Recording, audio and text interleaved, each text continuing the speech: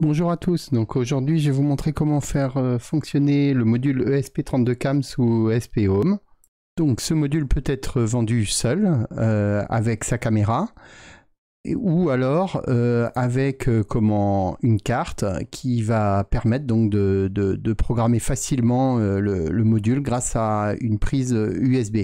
Sinon vous allez être obligé de brancher un FTDI. Ce module comporte plusieurs choses, donc bien évidemment la petite caméra, et également une LED qui va pouvoir servir un petit peu de flash pour éclairer l'objet qu'on va filmer. Ensuite, il y a aussi une carte SD, mais celle-ci n'est pas encore prise en charge à ma connaissance sous ESP Home. Il y a beaucoup de projets qui utilisent ce module, y compris en embarquant sur le ESP32 de l'IA, de la reconnaissance d'images avec OpenCV, enfin plein de choses. Sur ESP Home, on va rester basique, ça va être juste, on va récupérer le flux vidéo, des images et allumer la LED.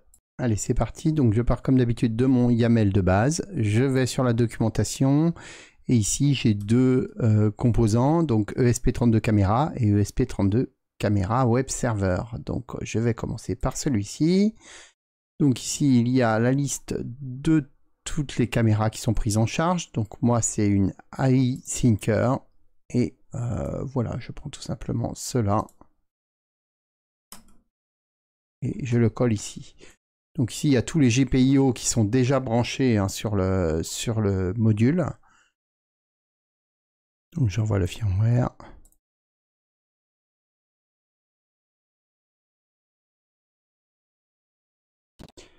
Donc voilà, le firmware est envoyé. Alors on voit pas grand chose pour l'instant. Pour voir quelque chose, donc on peut aller sur Home Assistant.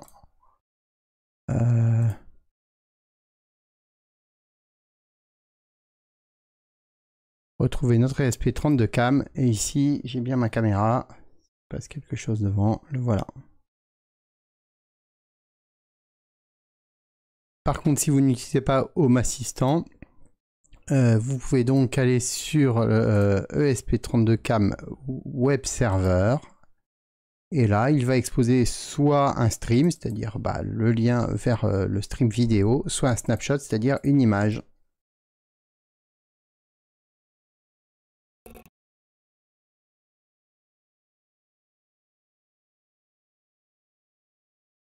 Donc voilà, je récupère mon adresse IP. Et comme il est indiqué sur le web server, au port 8080, on a le stream.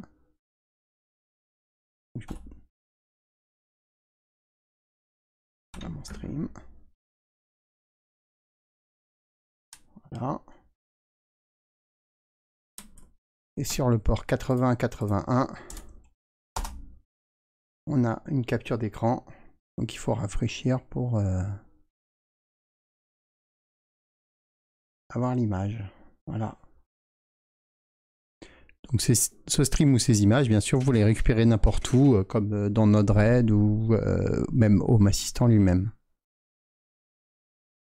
Donc il y a des options sur le composant ESP32 caméra, en particulier vous pouvez modifier l'image, la mettre en noir et blanc ou en sépia, des choses comme ça pour le traitement ensuite. Et pour fluidifier le flux, vous pouvez également modifier sa résolution. Donc soit vous mettez directement la résolution, soit le nom en raccourci. Également pour fluidifier, vous pouvez également jouer sur la qualité JPEG.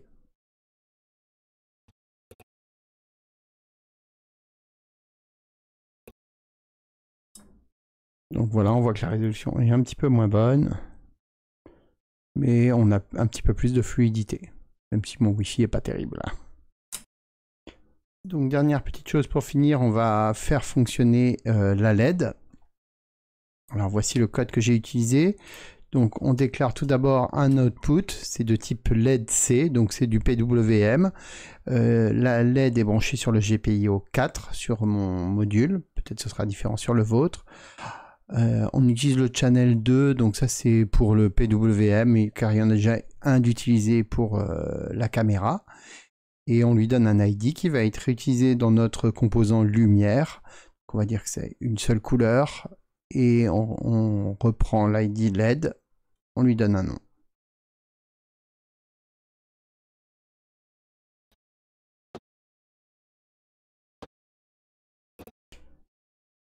Donc voilà, on peut gérer la force de la LED, l'allumer et l'éteindre. Alors je mets pas trop fort pour pas en envoyer trop sur ma caméra.